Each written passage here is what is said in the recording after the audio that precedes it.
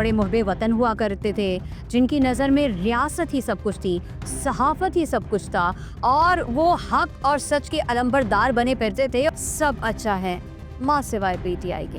अब ऐसा कैसे हो सकता है कि फ़िरौन अगर इख्तिदार में हो और वो इख्तिदार से निकाल दिया जाए और वो अपोजिशन में आ जाए तो वो फरिश्ता बन जाए। एफआईए ने एक एफआईआर लॉन्च की है, आदिल राजा के अगेंस्ट की है, अहमद नूरानी साहब। पीटीआई इनके लिए बुरी थी तो अमेरिका में जाके इनके लिए पीटीआई इतनी अच्छी हो गई और एस्टैब्लिशमेंट और रियासत इतनी बुरी कैसे हो गई? पीटीआई के जितने भी इस वक्त एक्टिविस्ट हैं वो सब के सब बाहर बैठ के ट्रोलिंग कर रहे हैं। पाकिस्तान से तो वो मैक्सिमम फरार हो चुके हैं। दुश्मन मुखालिफ कुव्वतों के साथ मिलकर या उनके साथ खड़े होकर आप कैसे अपनी मोहब्बत को वाज़ेह कर सकते हैं? अहमद नूरानी साहब ने कल दावा किया कि उनके घर पे सिक्योरिटी इदारों के एहलकारों ने छापा मारा। वीडियो बनाने में जितना टाइम लगता है इतनी देर में एफआईआर नहीं काटी जा सकती थी? की वालदा समझती हैं कि ये वाक़या हुआ है, उनके पास एविडेंस हैं, तो जाहिर सी बात है उनको मुद्दई बनना चाहिए। वो ईमान मज़ारी साहिबा को हायर किया गया है बीइंग अ लॉयर और इस्लामाबाद हाई कोर्ट में एक पटिशन फाइल की जा रही है। कोर्ट तक कचहरी तक बातें इसलिए नहीं जाती कि लोग चुप हो जाते हैं, लोग डर जाते हैं। लेकिन एक बंदा अगर सोशल मीडिया पर आकर अलल ऐलान कह रहा है कि ये हो गया, मतलब वो डर तो नहीं रहा। एक बंदे ने सारी जिंदगी अपनी सहाबत को दी है, एक अच्छे इदारे को दी है, आखिर में आकर अगर उन पर इस तरह की तोहमत लगे। जो साफ़ी सही खबरें दे रहा होता है उसको सुना जा रहा होता है। आपने खबर देनी है, खबर दें, बेहतर है एजेंडे का हिस्सा ना बने।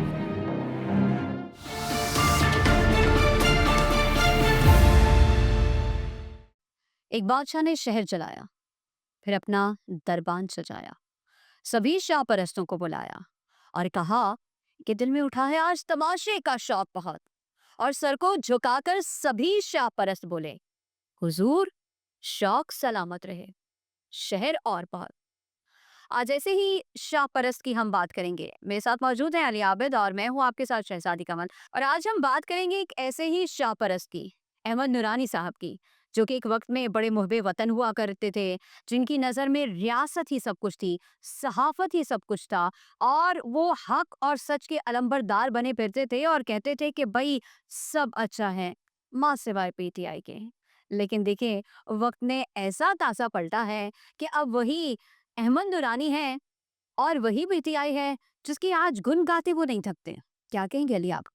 अच्छा देखिए, सबसे पहले तो हम ये समझना पड़ेगा जिस तरीके से ऑपोजिशन की सियासत अलग होती है और हुकूमती सियासत अलग होती बिल्कुल अलग है। होती। इसी तरीके से सहाफ़त भी हुकूमती सहाफ़त अलग होती है और ऑपोजिशन की सहाफ़त अलग होती है। आपने बहुत से ऐसे सहाफ़ी देखे होंगे, मायानाज़ सहाफ़ी, बड्डे-वड्डे सहाफ़ी, चलें हम ये लेकिन कहते हैं। सहाफ़त तो गैर जानिबदार नहीं होती। नहीं, पहले आप मेरी तो सुने ना कि जी। बहुत बड़े आपको सहाफ़ी मिलेंगे, जो आपको अक्सर औक़ात ये कहते मिलेंगे कि हम हमेशा हक़ और सच के साथ होते हैं। अब ऐसा कैसे हो सकता है कि फ़िरौन अगर इख्तिदार में हो और वो इख्तिदार से निकाल दिया जाए और वो अपोज़िशन में आ जाए, तो वो फ़रिश्ता बन जाए? ऐसा तो नहीं हो सकता। नहीं हो सकता। फ़िरौन इख्तिदार में अगर फ़िरौन था, तो इख्तिदार से निकाले जाने के बाद भी फ़िरौन है। फिरौनी है। जिस तरीके से हम ये कह सकते हैं कि बशार अल असद जो है, वो सीरिया का जब सदर था, तो वो फ़िरौन था। तो अब वो इख्तिदार से निकाला जा चुका, तो वो अभी भी फ़िरौन ही है ना। बिल्कुल। इसी तरीके से दुनिया के हर मुल्क में, हर रियासत में, हर हुक्मरान अगर वो अवामी तायद व हिमायत खो देता है या फिर ये कहें कि वो हुकूमत में अच्छी कारकर्दगी नहीं दिखा पाता, तो वो अगर उस वक़्त तनक़ीद का निशाना होता है, तो इख्तिदार से निकाले जाने के बाद भी तनक़ीद का निशाना बनता है। लेकिन अनफ़ॉर्च्युनेटली पाकिस्तान में जो है ना, वो सहाफ़त को लेकर बहुत से आपको नामी-गिरामी सहाफ़ी ट्रेंडिंग के असीर दिखाई देंगे। वो ये देखते हैं कि ट्रेंडिंग कहाँ जा रही है, ख़ास तौर पर डिजिटल मीडिया की। सही। जिस जगह वो ट्रेंडिंग जा रही है, वो उसी लीडर और उसी ही शख्सियत के गुण गाने लगते हैं। और चूँकि सबसे आसान काम होता है पाकिस्तान में किसी भी रियासती एहलकार, रियासती इदारे या हुकूमती शख्सियत के ख़िलाफ़ तनक़ीद करना, क्योंकि ज़ाहिर-सी बात है वो आवाम को जवाब दें। अपोज़िशन तो हुकूमत को अपना आवाम को जवाब देनी होती ना। तो ये सहाफ़त का सबसे ईज़ी मॉड्यूल है कि आप किसी भी हुकूमती पर्सन या किसी भी रियासती इदारे के सरबरा या उसके एहलकार के ख़िलाफ़ कोई भी ख़बर लगा दें और जो है वो अपने आप को हीरो साबित कर दें। अब ये तो एक पहली बात हो गई। अब दूसरी बात कर लेते हैं कि आखिर वजह क्या है कि अहमद नूरानी साहब को जो आजकल इस टाइप की जो खबर दे रहे हैं, जो रिसेंटली अभी तकरीबन 2 दिन पहले आई थिंक शायद बिल्कुल। हुई है। उनकी अपनी एक वेबसाइट भी है, वो अपना यूट्यूब चैनल भी रन करते हैं फैक्ट फोकस के नाम से, जिसमें उन्होंने इल्ज़ाम लगाया कि मौजूदा जो आर्मी चीफ़ हैं आसिम मुनीर साहब, उनकी 2 बेटियों से मुताल्लिक़ उन्होंने ये बात दावे के साथ कही कि उनके पास भी डिप्लोमेटिक पासपोर्ट हैं। अच्छा, अव्वल तो सबसे पहले हम आपको एक चीज़ बताएँ कि जो मैंने थोड़ी बहुत तहक़ीक़ की या मालूमात ली हैं, उनकी दोनों बेटियों के जो अपना शौहर हैं, वो भी सरकारी एहलकार हैं। तो उनके सु पास सरकारी पासपोर्ट ज़रूर है, लेकिन डिप्लोमेटिक पासपोर्ट नहीं है। ये तो एक बात हो गई जो मुझे अभी तक खबर मिली है, ये तो ठीक। एक बात हो गई। अब दूसरी बात आ पहला जाते हैं, एग्ज़ाम रद्द हो गया है। ये वैसे तो अगर आप डिजिटल मीडिया पे जाएँ तो बहुत से उनके ही अपने जो सीनियर कोलीग्स हैं, उन्होंने भी इस चीज़ को रद्द किया है कि डिप्लोमेटिक पासपोर्ट नहीं है। सही। ये बात हो गई। अब दूसरी बात की तरफ आ जाते हैं कि ये खबर लगाने की ज़रूरत क्यों पेश आई?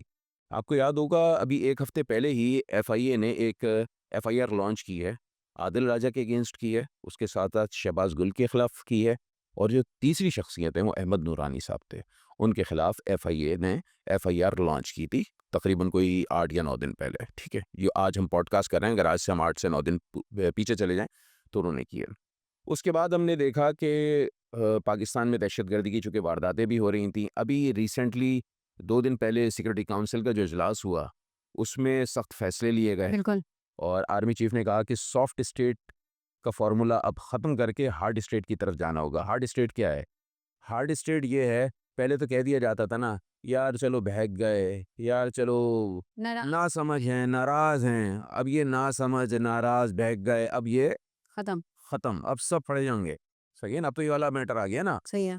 तो इस बुनियाद पर अब कहीं न कहीं तो ट्रोलिंग करनी है। तो आपने ट्रोलिंग स्टार्ट कर दी। अब इस बात में कितनी सदाकत है, कितनी सच्चाई है, इस पे तो अभी तो कोई बात ही नहीं हो रही है ना। बात ये है कि आपने अपनी वेबसाइट का सहारा लिया, अमेरिका में बैठ के, पाकिस्तान में आप हैं नहीं, आप अमेरिका में बैठे।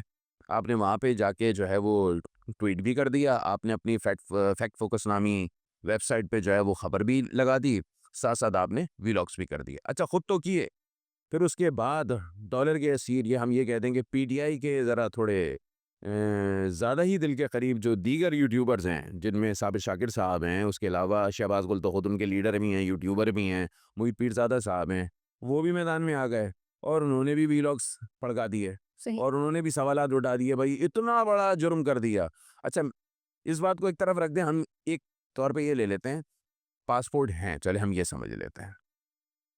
इतना बड़ा आप देखें ज़ुल्म है, कितना बड़ा पासपोर्ट बनाना जो है वो ज़ुल्म बन चुका है।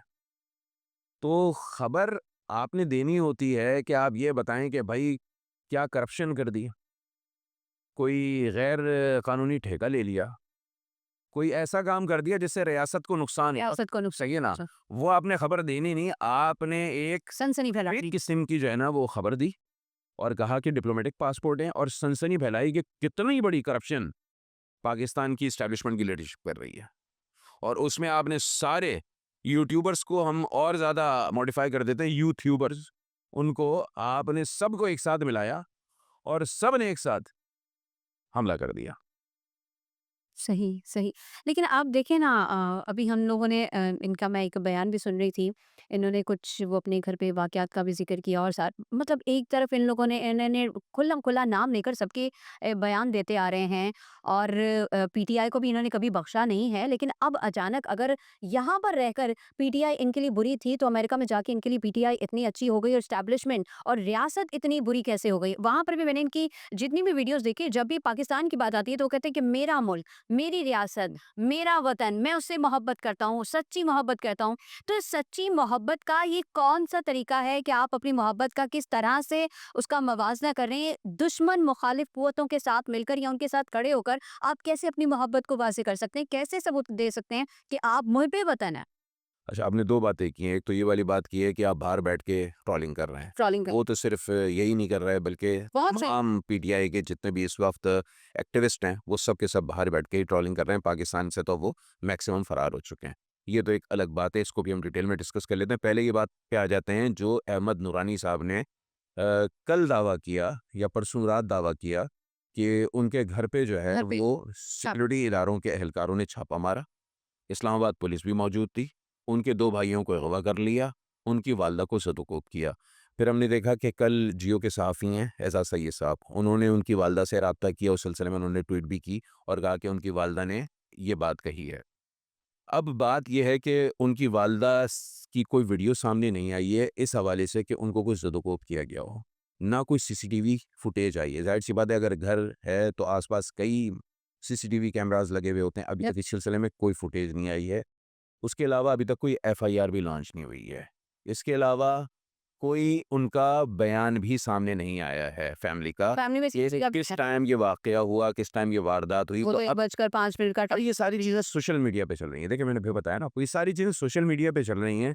अभी तक इसकी कोई एविडेंस हम बात करें, कोई प्रूफ बात करें, वो अभी तक कोई सामने नहीं आया, ना एफआईआर लॉन्च हुई है, ना कुछ हुआ है, ठीक है? एक तो ये वाली बात हो गई। दूसरी बात, मैं एक दूसरे ऑप्शन पे बात कर लेता हूँ। आप किसी के घर पे पहुँचेंगे, तो अगले भी तो फिर आपके ही घर पे पहुँचेंगे। ज़ाहिर अच्छा, ये मैं कोई ये नहीं बोल रहा हूँ कि वो पहुँचे थे, ठीक लेकिन मैं बात बता रहा हूँ कि एक ये भी हो सकता है ना, हो सकता है। अगर आप किसी के घर पे पहुँचेंगे, किसी के घर की औरतों को डिस्कस करेंगे, अपने किसी खुफिया मकासद के तहत या खुफिया एजेंडे के तहत, तो फिर अगले भी आपके घर में कूदेंगे और और फिर फिर आप अगले भी जो है वो जो मिलेगा वो लेके चले जाएँगे। और देखिए ना, इस चीज़ को समझें, ये हो सकता है।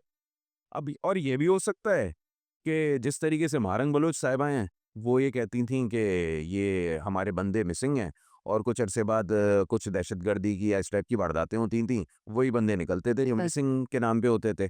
तो ऐसा ना हो कि कल कोई मरी में कोई केपीके हाउस हो या आस-पास के इलाके में कोई और दूसरा हाउस हो, वहाँ पे वो जो है वो बैडमिंटन खेलते हुए दिख जाएँ, स्नूकर खेलते हुए दिख जाएँ या अठखेलियाँ करते हुए दिख जाएँ, ऐसा भी हो सकता है। ये मैं सारे तो ऑप्शंस की बात सोशल कह मीडिया पर इतना वीडियो बनाने में जितना टाइम लगता है और जिस तरह से इल्ज़ामात में वक़्त तो हर चीज़ में लगता है, इतनी देर में एफआईआर नहीं काटी जा सकती थी? इन्होंने कानूनी तौर पे कोई तरीक़ाकार क्यों नहीं अपनाया? देखिए, ये तो मुद्दई का अपना मामला होता है। अगर उनकी वालिदा समझती हैं कि ये वाक़या हुआ है, उनके पास एविडेंस हैं, तो ज़ाहिर-सी बात है उनको मुद्दई बनना चाहिए और जाके एफआईआर लॉन्च करानी चाहिए। मैं इस पर तो कुछ नहीं राय दे सकता। लेकिन हर अब इस पाकिस्तानी को इस बात का हक़ है कि अगर वो समझता है कि उसके खिलाफ कोई भी गैर कानूनी काम हुआ है, तो उसके पास कानून के एक ऑप्शन है, राय। और वैसे सुना है कि वो ईमान मज़ारी साहिबा को हायर किया गया है बीइंग अ लॉयर, और इस्लामाबाद हाई कोर्ट में एक पिटीशन फाइल की जा रही है। तो देखते हैं कि क्या नतीजा निकलता है। बिल्कुल, यही देखिए अगर आप या तो आप इस मामले पे चुप हो जाए ना क्योंकि अक्सर हमने देखा है कि कोर्ट तक, कचहरी तक बातें इसलिए नहीं जाती कि लोग चुप हो जाते हैं, लोग डर जाते हैं। लेकिन एक बंदा अगर सोशल मीडिया पर आकर अलल ऐलान कह रहा है कि ये हो गया मतलब वो डर तो नहीं रहा। ठीक है? वो चुप भी नहीं रहा। अब वो अलल ऐलान इस बात का सोशल मीडिया पर तो कर रहा है, लेकिन कानूनी तरीक़ेकार को उसको क्यों नहीं अपना रहा? बट अगर आपने बता दिया कि ऐसा अमल शुरू हो गया है, तो ये बहुत अच्छी बात है। लेकिन ये अच्छा नहीं है कि आप रियासत के खिलाफ खड़े हो जाएँ। देखिए रियासत ना अभी हम लोगों ने एक पहले भी पॉडकास्ट किया था, उसमें भी यही हुआ था कि रियासत माँ होती है। माँ प्यार से समझाएगी। आप किसी चीज़ की ख़्वाहिश करोगे, आपकी दस्तरस में उस माँ की दस्तरस में होगी या आपके हक़ में बेहतर होगी, तो वो आपको दे भी देगी। लेकिन अगर बच्चा बार-बार आग की तरफ हाथ बढ़ाएगा ना, माँ एक बार मना करेगी, दूसरी बार, तीसरी बार वो रख के कान के नीचे देगी, बच्चे को समझ में आ जाएगा कि इस तरफ मैंने हाथ नहीं करना, मुझे नुकसान हो सकता है, मेरा ही हाथ जल सकता है। तो अब वही बात है कि अगर आपको कल तक जो लोग बुरे लगते थे, आज वो आपको अच्छे लगने लग गए हैं, कल तक जो आपकी रियासत थी, जो आपकी फ़ौज थी, जो आपके लोग अपने थे, आज वही लोग अपने आप को बुरे लगने लग गए हैं, तो इसका मतलब ये है कि बीच में कोई तीसरा बंदा है, कोई तीसरा किरदार है, जो आपको इस धर से उठाकर इधर लेकर गया है, जो आपको इस नज़रिए से उठाकर इस नज़रिए तक लेके गया है। तो अगर ये तीसरा किरदार इसी तरह अपना किरदार अदा करता रहेगा कि तो देखिएगा कि सहाफ़त के मैदान में और फिर बाकी जो एक-एक करके हमने देखा कि वकालत के मैदान में, हमने देखा कि सियासत के मैदान में इस तरह की बहुत सारी वारदातें हुई हैं। तो ये वारदातें अगर ज़्यादा बढ़ गई, तो ये आने वाले वक़्त में तो बहुत नुकसानदेह हो जाएँगी। देखिए, मीडिया एक ऐसा मीडियम है जो प्रोपेगेंडे के लिए यूज़ होता है पूरी दुनिया में, ठीक है? मीडिया का जहाँ-जहाँ इस्तेमाल होता है, अगर हम वेस्टर्न कंट्रीज़ की बात करें, तो वो उसको रेगुलेट किया जाता है पहले। आप बरतानवी क़वानीन देख लें, आप ऑस्ट्रेलिया में क़वानीन देख लें, आप अमेरिका में क़वानीन देख लें, इंतहाई सख्त बनाए जाते हैं। डिजिटल मीडिया आने के पहले भी अगर हम न्यूज़पेपर की बात करें, प्रिंट मीडिया की बात करें, इलेक्ट्रॉनिक मीडिया की बात करें, तो उनको पहले रेगुलेट किया गया था। पाकिस्तान का अलमिया ये है कि पाकिस्तान में हर चीज़ पहले आ गई, रेगुलेट तब की गई, जब पानी जो है, सर से वो ऊपर सर से ऊपर हो गया। तो पाकिस्तान का बस अलमिया ये है कि पाकिस्तान में जो करता-धरता हैं, उनको तब ख़्याल आता है उस चीज़ को रेगुलेट करने का, जब वो रियासत को जो है वो आँखें दिखाने लगती है, मुक्का दिखाने लगती है चीज़। सही अब आप ये देखें, डिजिटल मीडिया को पिछले 6 माह में क रेगुलेट करने की जो है वो भरपूर कोशिशें की गई हैं।